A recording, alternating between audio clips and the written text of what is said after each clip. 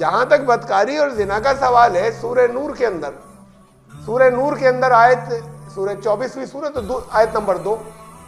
وہاں واضح طور پر کہا کہ مرد ہو یا عورت اگر کسی نے بدکاری کی تو سزا اتنی دینا، ایک ہی سزا دونوں کے لیے، تو برابر کی سزا۔ چوری کی سزا کہیں نہیں کہا گیا عورت کو کم دینا یا عورت کو زیادہ دے دینا، اعمال کے ساری چیزوں کے مقابلے کے حساب سے اور دنیا میں ان کی سزاؤں کے اعتبار سے عورت اور مرد برابر۔ اگر صلاحیت کم تھی تو عورت کی سزا آدھی رکھی گئی ہوتی، اگر ان کے اندر شر زیادہ تھا تو ان کی سزا دگنی رکھی گئی ہوتی۔ جب دونوں کی سزائیں برابر ہیں تو دونوں کا معاملہ ایک جیسا، یہ پورے قرآن کے اندر بات ہے، یہ چیزیں اس کے خلاف جا رہی ہیں۔ اس لیے بھی یہ حصہ جو ہے، یہ جہاں سے یہ چل پڑا کہ عورت کی عقل کم ہوتی ہے اور ناقص العقل ہوتی ہے، وہ اس سے بڑا مشہور اپنے چلا، اور پھر دین میں بھی نقص ہوتا ہے، نہ دین میں کے اندر ان کا نقص ہوتا ہے، جس چیز کا انسان مکلف نہیں ہے اس چیز کا اس سے حساب نہیں لیا جائے گا، دین کے اندر کوئی بھی کمی نہیں ہوئی، اور کسی بھی طرح کی کوئی کمی مردوں کے مقابلے میں عقل کے معاملے میں عورتوں کی نہیں ہے۔